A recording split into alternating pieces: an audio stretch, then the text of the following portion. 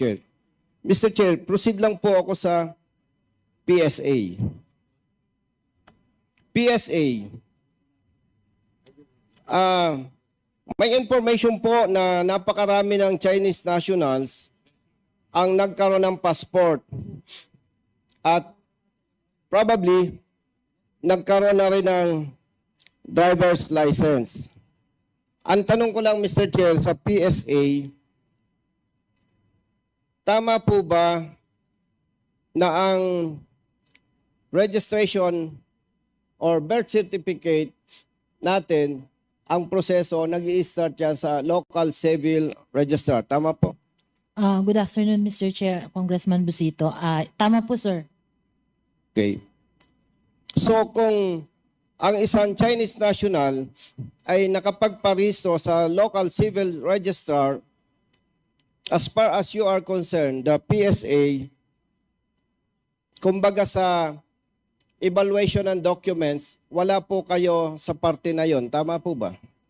Under the current process, Congressman, yung delayed registration process ay tinatanggap ng ating mga civil registrar at sila po yung may mandato sa pagrerehistro. And PSA acts as repository po ng mga dokumento, lahat po ng dokumento.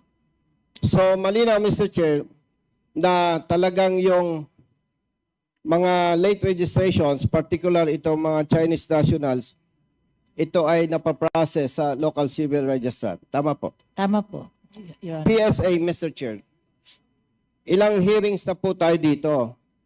At ito po ay isa sa mga mainit na issue, itong late registration ng ibang Chinese nationals. May ginawa na po ba kayo sa parte ninyo or nag-conduct na po ba kayo ng investigation? Your Honor, in coordination po sa mga reports ng ating mga different agencies, kami po ay immediately nag-conduct ng investigations. And based po sa mga reports, we have 22 local civil registry offices. And out of this, nakapag-complete na rin po kami of some of investigations. In fact po, Your Honor, yung aming pong position paper, we already have submitted yung mga na-block na records kasi meron na po kaming findings that these are falsified documents that undergone delayed registration. It's either wala po siyang supporting documents or no proof ng delayed registration. Kaya ongoing po yung the rest ay continue po ang pag-imbestiga ng aming ahensya and coordination po sa ating pong Office of the Solicitor General for the filing of the case of the cancellation once na identify na po natin na talagang falsified po itong mga delayed registrations na ito. Mr. Chair, matanong lang po natin ang PSA.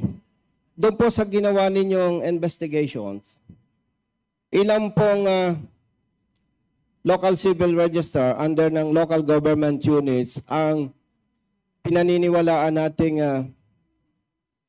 sangkot dito sa issue na ito?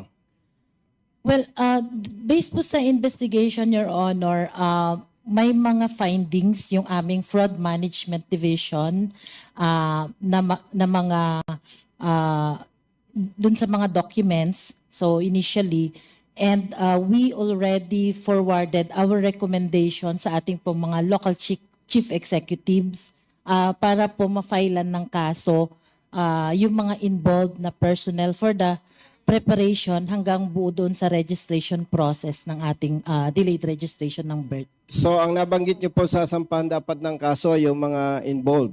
Yes, Your Honor. Particular itong mga local civil registrar, tama po ba?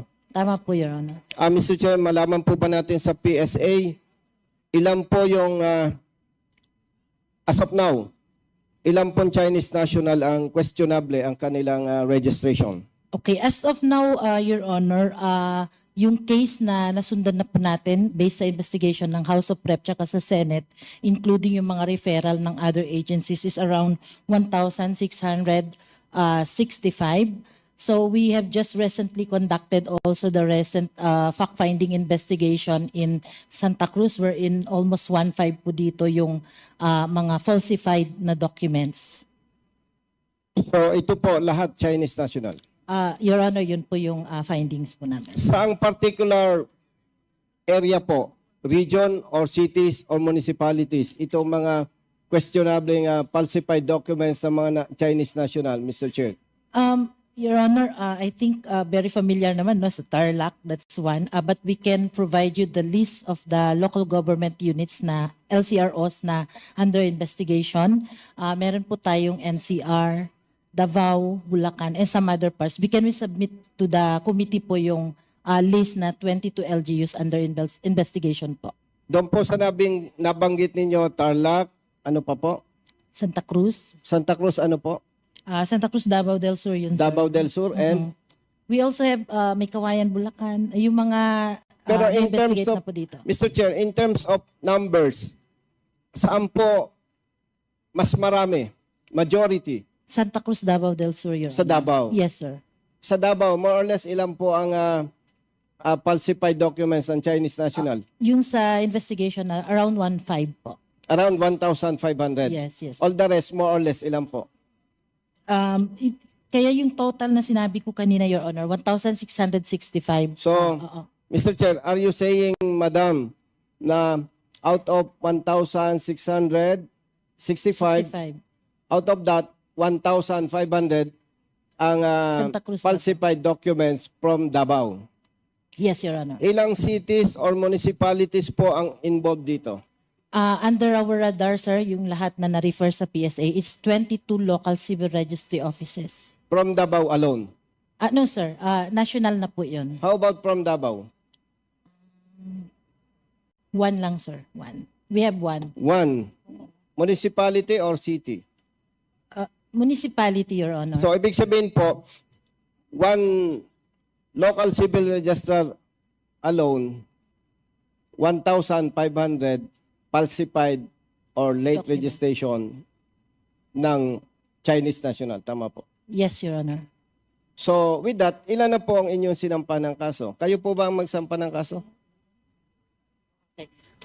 For these cases, sir, yung latest na na-file natin is with the case in Tarlac City and with coordination sa OSG. We are coordinating with them for the cancellation of Eddie Taeyang and Jack Taeyang. And Willie Ong, Your Honor. Tatlo pala sila.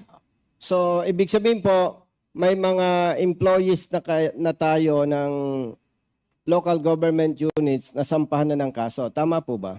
Meron na ba? Meron na ba?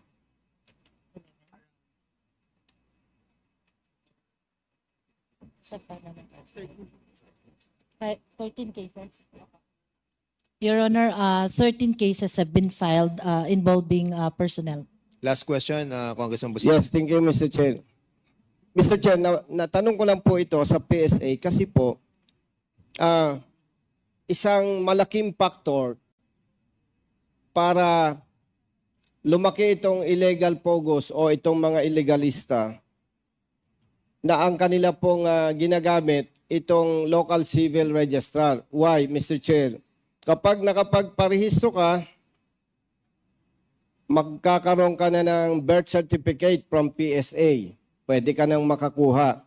At kung may birth certificate ka, pwede ka nang magkaroon ng driver's license from LTO. At kung may lisensya ka na, magagamit mo na yung birth certificate from PSA, magagamit mo yung driver's license as government valid ID para makakuha po tayo ng passport, Mr. Chair. So with that, kung mapigilan po natin itong illegal na ginagawa ng ibang lokal na pamahalaan sa pamamagitan ng local civil registrar, I think malaking tulong po ito, Mr. Chair, para mapigilan po natin itong paglobo ng ibang mga nasyonal na nasasangkot sa mga illegal o sa mga krimen na nagagawa dito sa ating bansa. Yun lamang po, Mr. Chair. Maraming salamat.